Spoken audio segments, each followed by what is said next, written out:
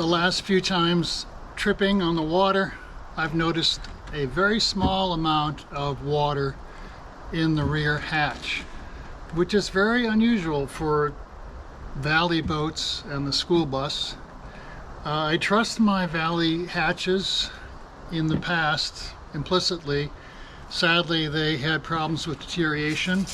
I've replaced them with the Select brand of hatches, and these have worked fabulously for me for the last probably 2 years. So Select is that product if you want to look at that. What I'd like to do is just show you my diagnostic approach to investigating a leaky back hatch. Most of the time in the rear hatch, the problem is going to be with the Skeg box or housing for the Skeg cable.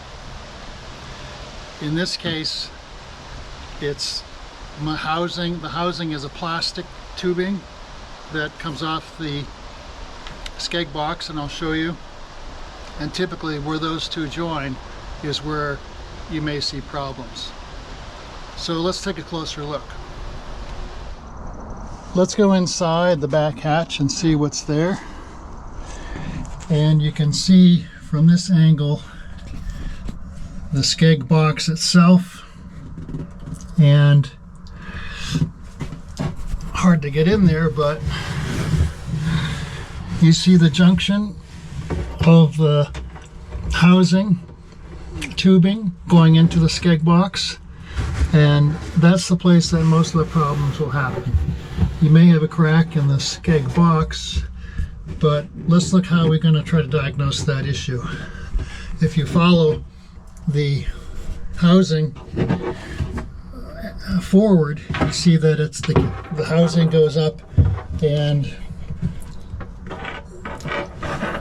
next to the top of the cockpit through,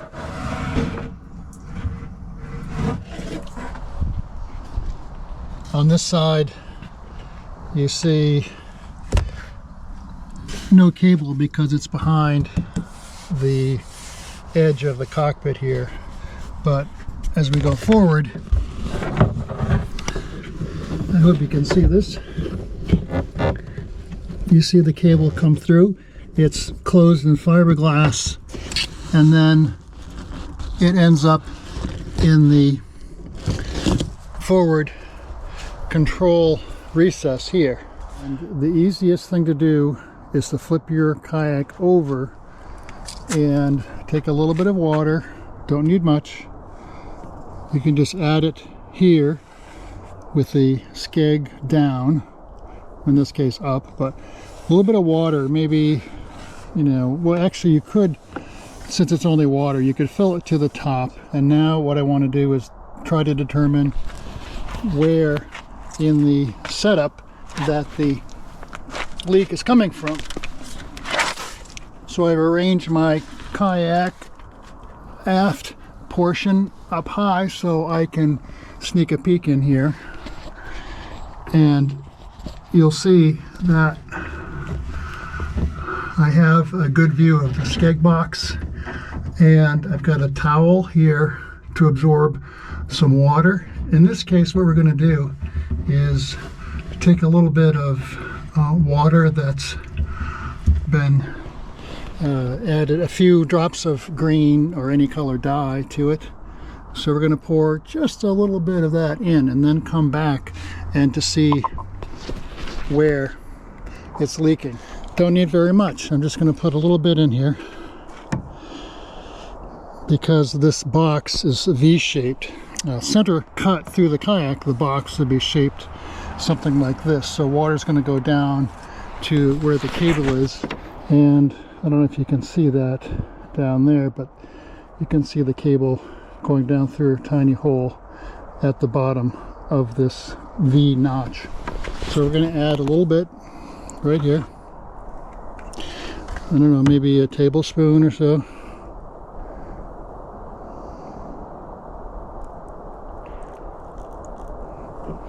Maybe that's more than a tablespoon.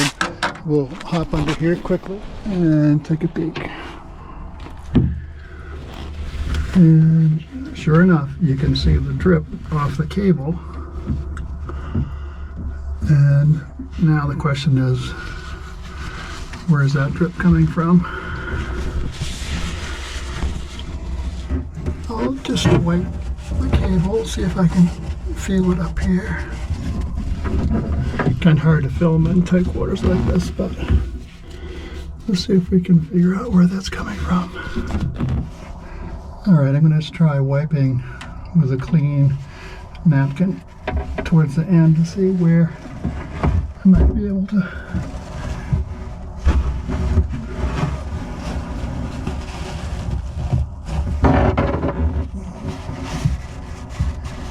I'm seeing a little bit of green in the back.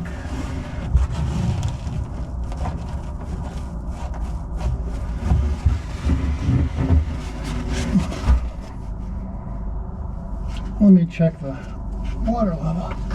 I have a little bit of more.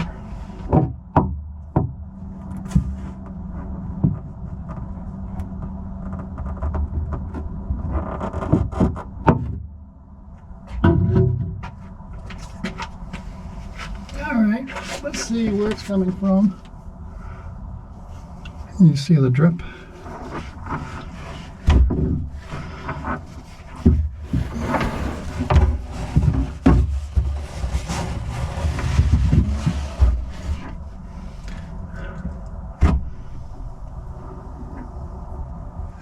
It's coming off the back of the cable. I can't really see.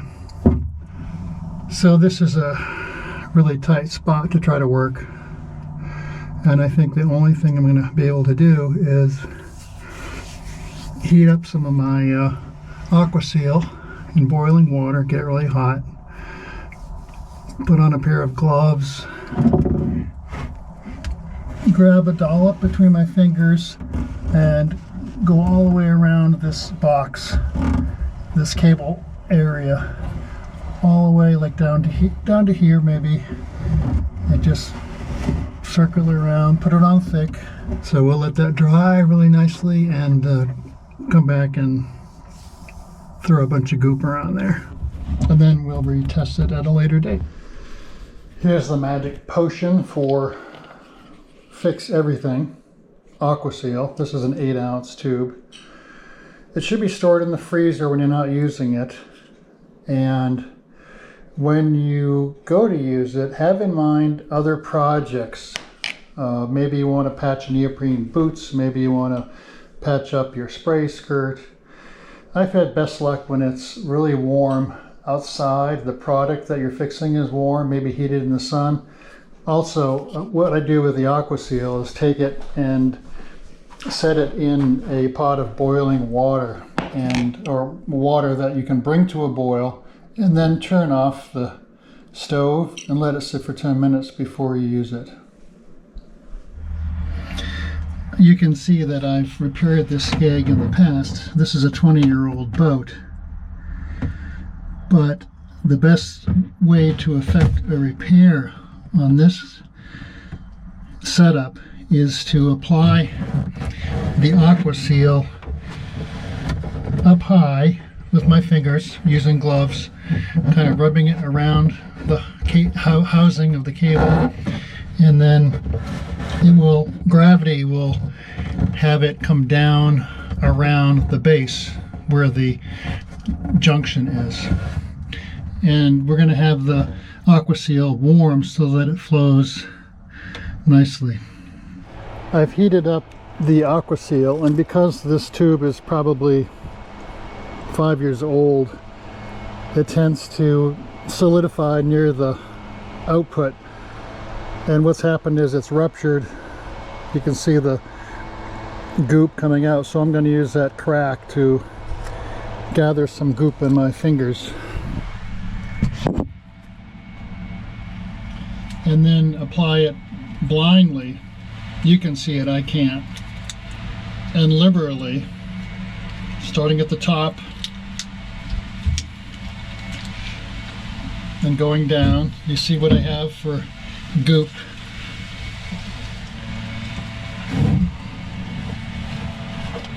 circling all the way around with your finger.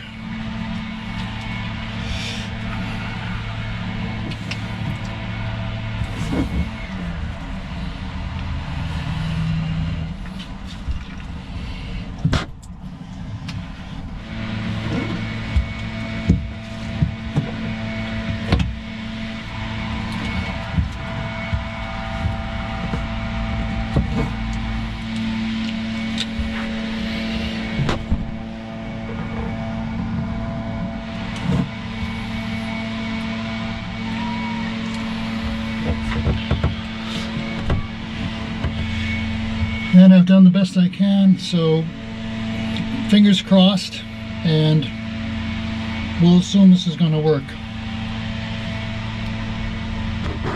Well, I've finished my repair. It was not easy getting back in there, but hopefully all that aqua seal around the cable and near the junction of the Skeg box has affected a repair. So let's test it out. To see if I've effected a repair, working blindly in the Skeg box with the aqua seal, you can see that I've taped a paper bag here in the back, and we're going to test to see if that housing is watertight on the outside.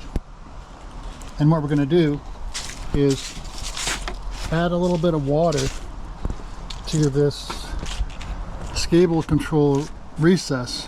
You can see that the housing, which holds the rod and stainless steel wire,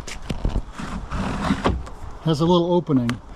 So if I fill this up with water, there should be a gap in there for water to seep in. The water is going to travel all along the back and down into the Skeg box. We'll add some water here, fill it up, and it's going to go down the housing in there. You can see the water levels going down a little bit, and we'll add a little more. And then what we'll do is tip the kayak, and the test now is, did anything drip onto the paper bag? And the answer is no. Nothing. That the housing cable is intact. I'll feel back here to see if there's any water around the repair, and there's none. And there's none dripping around here that the paper bag would have absorbed. So I think that's a big success.